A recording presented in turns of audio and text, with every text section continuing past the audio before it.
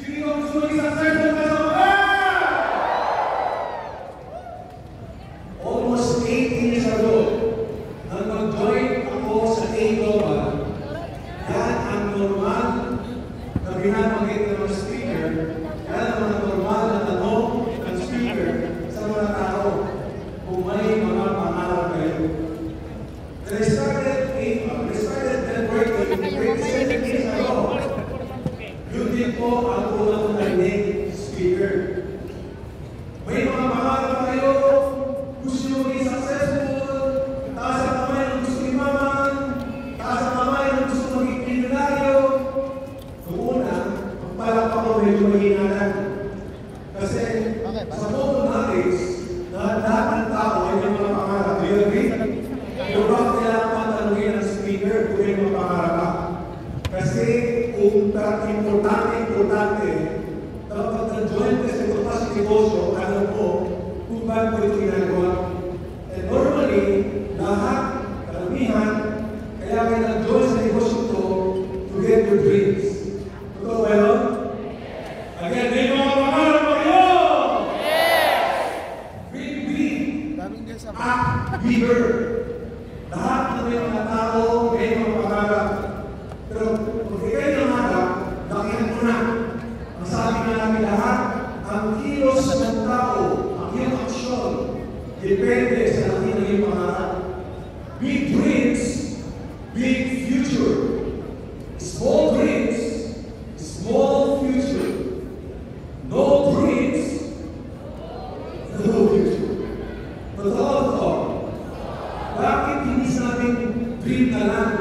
Bakit meron kong nagkagabi na dream bakit naghan? Importante kasi na yung views natin ay nagbabawas natin sa ating mga pangarap. Ano ba yung importansya? Importance of having dreams in life. Bakit kailangan tanungin kung yung mga pangarap tayo? Kasi kaya importante malaman kung may mga pangarap tayo, ito yung nagbibigay ng buhay, meaning sa ating buhay. May purpose. Tama? Meron fulfillment kapag yung dreams mo, nauhan nyo. Bakit ba importansya? Importante na tayo yung nangarap. Because ito ang nagbibigay ng direksyon. Lahat ng tao na yung pangarap pero kailangan mo ng direksyon or blueprint. Tama? Paano tamang galawan? Bakit kailangan mangarap? Because it gives you fuel. Motivation. Every time kayo kung tinatarget sa bagay, nagigigil kayo. Nag-umpisa kayo sa global, papasin ninyo medyo konting na nagigil mo. Pero ako kung magkakaroon ang nagsuta ng diesel. So, umpisa medyo kabagay ng bagay, pero ako tumatagal, naging pa ang gusto mo. Yung octane mo tumataas na, naging pa ang kilos. Bakit kailangan kayo mangarap? Because it creates a sense of accomplishment. Iba ang pakiramdam kapag yung pangarap nyo, nabubuhay nyo na. And lastly, it inspire others. Kapag yung dreams mo nakuha mo, binibigyan mo ng karapatan ang ibang tao na mangarap din. Why? Sasabihin nila kung nagawa niya, kaya ko yung gawin ko. Maraming mga sa global guys, believe me, kung nagawa nila, kaya ko rin mabuhay yung mga pangarap. Handa ka naman buhay mga pangarap mo! Yes! Tapos ngayon ka lang sa pagkakit mo sa ating TikTok training 2025 na ready kayo dyan. So this is just a reminder. Kailangan balikan mo ulit kung nag-umpisa kayo. Saan ang gigil mo? Bakit habang tumatagal sometimes pag may mga challenges yung gigil na mawala? Balikan nyo yung araw na kayo nag-join sa global, ang taas ng green system nyo, ang taas na excitement mo. So dapat balikan nyo yun. Why? Dito may pala sa mga kukuligan sa pag-inig. Kung June Espinosa, sa akin, at mga national speaker, guys, may pala, gusto ko kayo ko sa akin lahat at tanungin, ano ba ang mga pangarap nyo? Pakita naman, ano ang mga pangarap mo? Anong pangarap mo? Bigyan ng mga types of dreams. Meron kita personal dreams. Marami kasi ng mga pangarap ng personal dreams. Living a healthier lifestyle. Yan. Tapos ang gawin mo gusto maging healthy. Siyempre, kung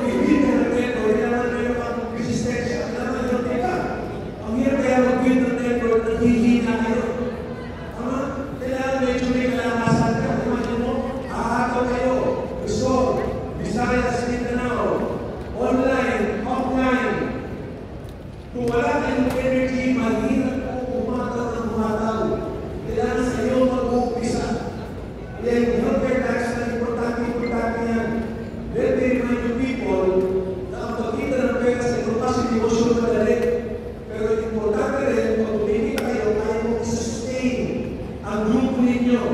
Pero paano mo sustain ang grupo ninyo kung walang energy na nakikita sa iyo? Kaya pagpalakpak ko lang ngayon at pagsigaw, malalaman natin paano kayo ay healthy.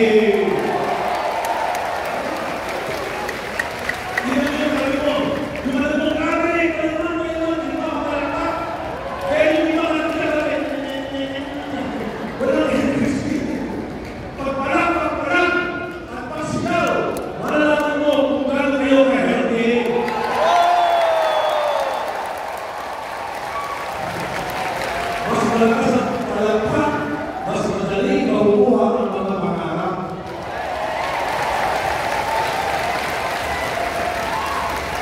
Hindi mo may kausap ka.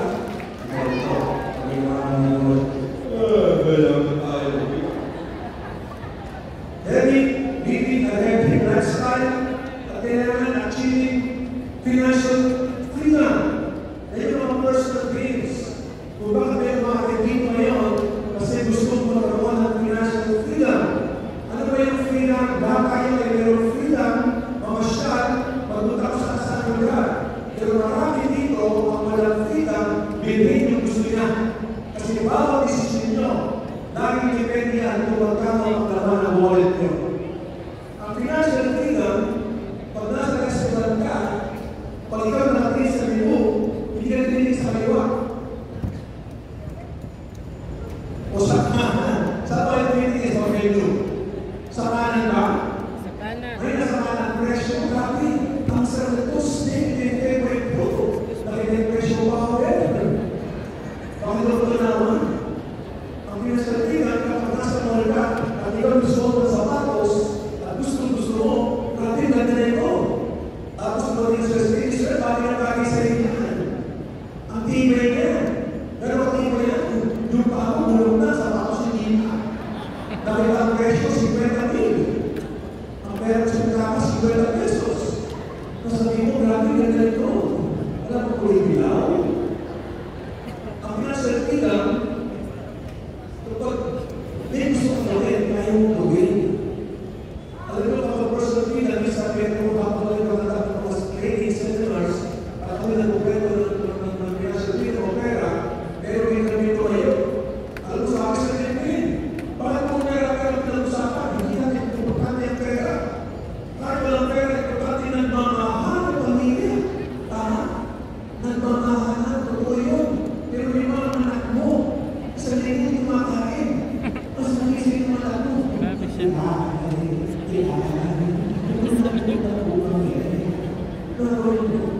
Okay, naman. Ako din. Iba ang may pera. Sa mga pagkakata, ako din ang nasa usado, observahan nyo. Kung sino ang walang pera, siya ang kalubinan niya. Iba ang may pera. Do you agree? Achieving financial hotels, traveling to a dream destination. Taas ang naman yung gusto ng travel. Basta naman ang travel. Uriya, kamusta kasi?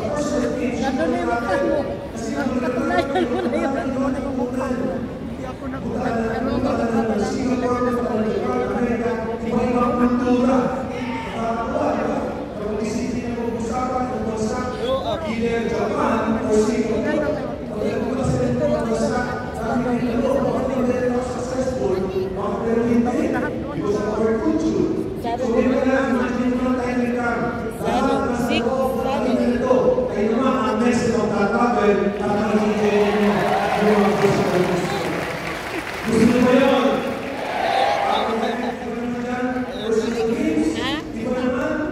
Palabok mayroon kayo? Ano yung professional dreams like what? may palabok? Lagay sa kamay ko. Ay, ako na. Meron tayo mga awardees, ST, G, GAMC. Tapos naman, Pag uwi niya sa dulo, wala na. sa mga awards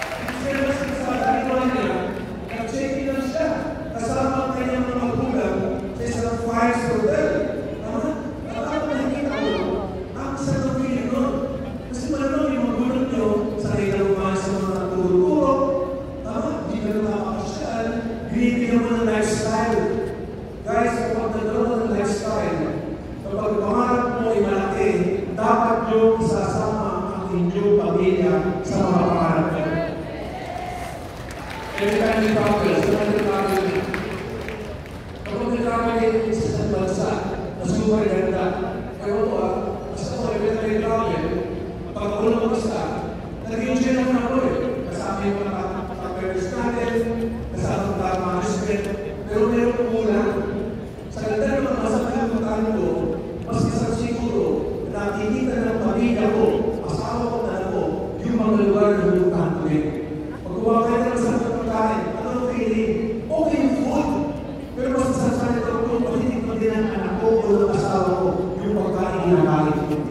Guys, yun ang nangyayari sa inyo. Guys, believe me, kung ang lifestyle meron ka, lahat yan, ang next dream ninyo, ma-enjoy, ma-appreciate ang mahal mo sa buhay.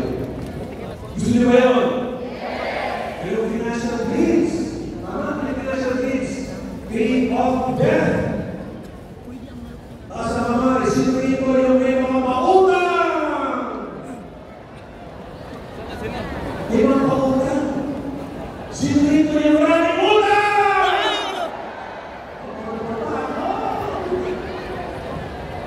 Ang utang pa, lumalaki kayo lumilit. Pag ang utang lumalaki, ang mundo nyo lumiliit. Kailangan makaiwas kayo sa utang. Alam niyo yung utang nakakutang? Ipunin nyo. Kung nagkakakutala nyo, nakikita mo, nakakasuko nyo, para hindi mo nakikita. So, pangalangin nyo na yun, yung bayaran yung mga utang natin, guys, para mayroong mahimbing na tulong. Naranasan ko yan before. May nahabag ka ng credit card mo. Tama? Tapos ang sakit ko yan, kung isipin kayo, may galit. Pag nagmumutang, ito manimigay, sila pang galit. Guys, all time, ang mga utang dapat mabayaran. Kasi ang sarap na magandang, kapag gigising ka, walang taong na nakahabol sa inyo. Amen. Ako din sa inyo, paano mabayaran ng mga utang na yan? Financial dreams, buy a dream home for mga kotse. Sino dito ang gusto magkaroon ng bahay masamay? Sa tayo lahat ng mga tao sa negosyo ito, hataw dito, hataw doon, isa wala matulungan, punta dito, tulungan. Pag kayo ay meron sa inyong bahay, kapag humahataw kayo, ang isa sa mga reward na makakalaman mo, pag-uuwi ka ng bahay. The last time I visited yung bahay ng Israel at Kare, as Mr. Mike Henry, you might thank you for opportunity me at ikilig ko sa bahay ninyo. Bakit? Ako na nag-consume, sabi niya, Sir, grabe, never could imagine na ako magkakaroon ng sarili bahay. At hindi ko basta-basta bahay. Napakagandang bahay. Napakagandang lugar.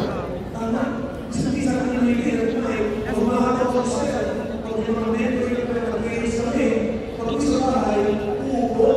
Tama? Tapos hindi na paligid, lahat ng hirap na pagod ang kalimutan. Kasi yung reward na nila. Ang maganda pa kayo na hirap yung mic. Yung bahay nila at kumarang nila, isinishare nila. Hindi lang sa grupo nila. Even their close friends. Kaya wala po natin. Ismailin na dami yung kahit na rin. Kasi ikaw rin ang magandang house nila. Magandang bahay.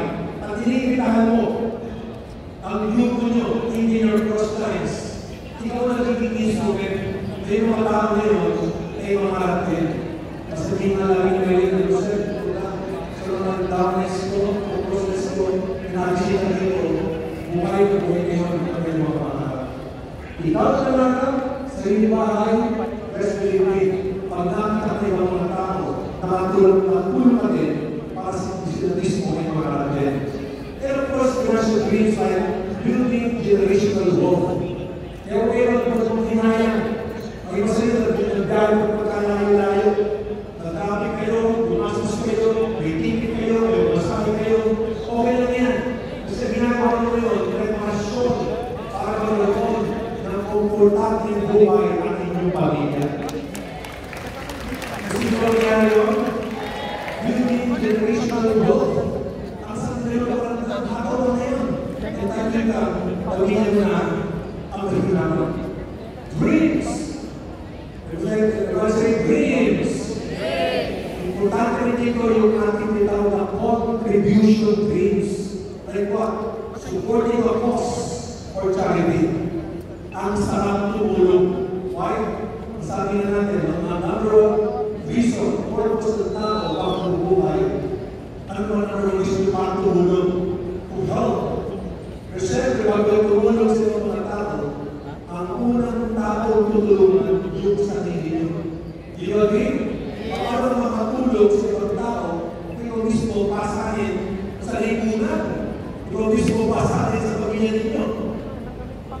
Supporting a cause or charity. Na-appreciate po dito yung maraming mga leaders, yung iba't ibang grupo. Pag may mga birthdays na i-celebrate, instead na pamilya ng kasama, minsan yung mga celebration, kayo po ibigay ng oras para bigyan ng charity works, para to share your blessing, to share your time. Maganda ba yun?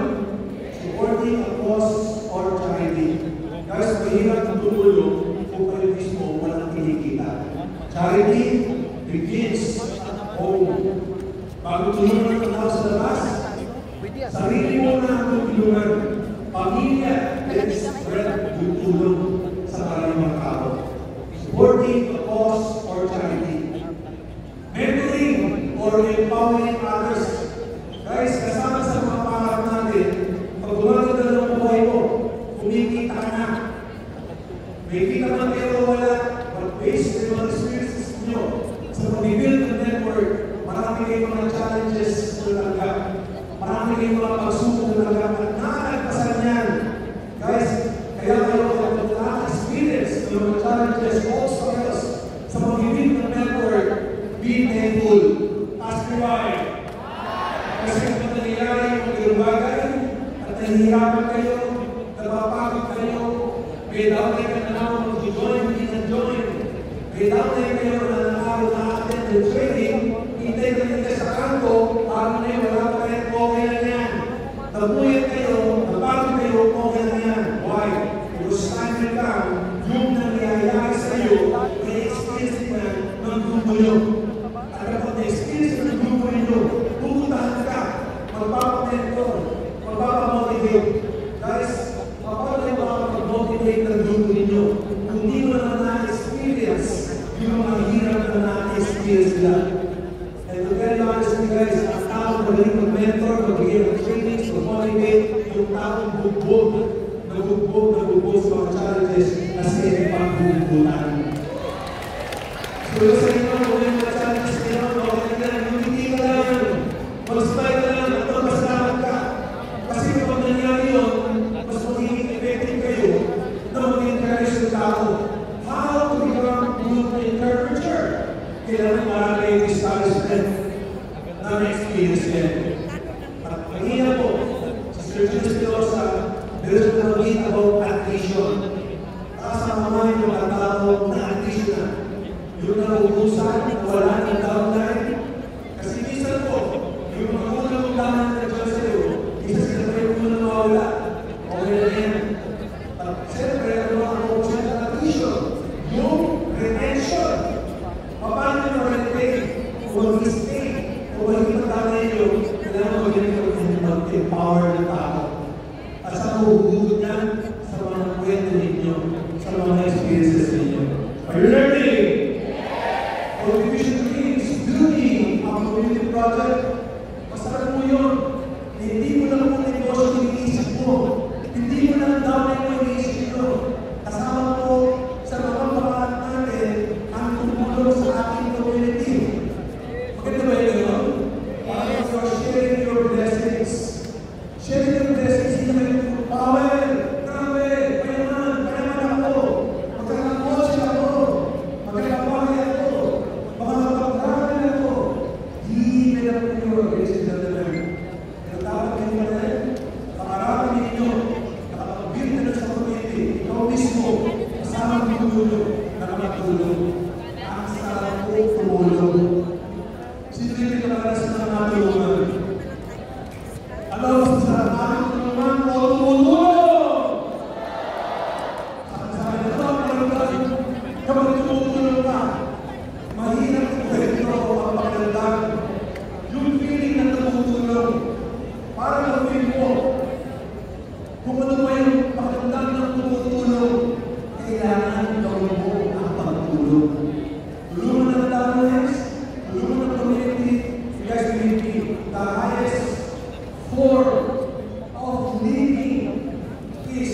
giving, the more nagiging ng tulong, nagkakaroon ng kapuran, nagkakaroon ng value yung pagkakaroon.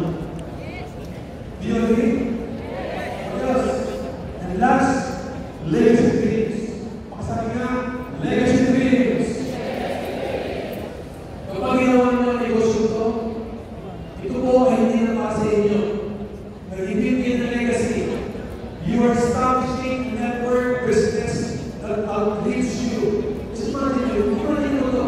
Yung ginagawa na yun, pag-ibigay ng network, malaking grupo, kumikita kayo, use income, ang mahinapan po na nakagawa kayo, yung ating pamilya. Hindi na sayang yung pagkakit ko ngayon. Hindi na sayang yung pag-apply na kayo ng lunan. Hindi na sayang yung mga aksyon na ginagawa ninyo. Because yung mahal nyo sa buhay, ang mahinapan niya. Walang na dito nakakaalala pa ng mahal mo sa buhay. Maganda ba yun? Inspiring others through your achievements. Alam mo yung kanina po, sabi natin, starting a network business or at least you, masarap ka rin magandang yung mga pangarap ko, ang nahihirapan, ibang tao na o yung mahal mo sa buhay. Iba yung dalawang iniiwan sa pamilya mo. Tama? Hindi yung problema ang iniiwan mo. Iniiwan mo yung komportable buhay para sa dala. Inspiring others through your achievements. Isa sa mga goal na hindi mo na yun, bigyan ng ekspresyon ang buhay niyo. Na regardless ng kailang mga background, pwede ko na ang buhay nila. Ang tanong, nakaka-inspire ba ang story ninyo sa global? Ano, nakaka-inspire ba ang story mo sa global? Kailangan i-inspire sila. Diba? Yung di mo kapag nakikita ka, pinapalagpakan ka, hindi dahil makita ang kotse mo. Pinapalagpakan kayo dahil malaki ang income nyo. Pinapalagpakan ka kasi kung paano mo ginagawang buhay mo at naging inspirasyon kayo sa maraming tao. Gamitin yung story ninyo para ma-inspire kayo. Ma-inspire ang mga grupo ninyo. Inspiring others through your achievements. And last, we talk about legacy dreams, the legacy of character you leave for your children. Iba ang pagandang, ladies and gentlemen. And when we talk about children, they are freedom. I have this story. Siguro bago pa lang sa networking business, mga pinis pa lang sa industriya. I joined 1998. Siguro mga 2001. 2001, while I conducting a training, this is a training center sa videos, meron mo na rin ng grupo, rin tao, na nagkakwentuhan. Sa gabi, nagkwentuhan sila. Alam mo kwentuhan nila? Sabi nila ng mga leaders, grabe, ang daming learnings, ang daming tutunan, ang daming realization. Na-inspire ako sa daming kong speaker. Nagkakaroon ako yung speaker. Parang gusto ko na-realize, parang sa natutunan, ang sarap ng pagkanta sa pagkatid ng mga feelings. Ang tapagkatawa ng NGO pa, NGO. Alam mo ako yung mga bakit wala natin sa grupo ng kwentuhan. Nandun ko yung alam mo sa Adrian. At narinig ka na alam mo yung kwentuhan doon na grupo. Pinag-usapan nila yung tatay ni Adrian. And after that, kung nakita kami ng anak ko, nasasalan ako,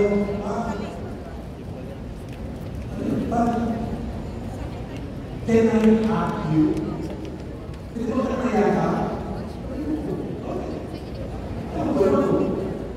Nasasalan ako pa, I'm so proud of you.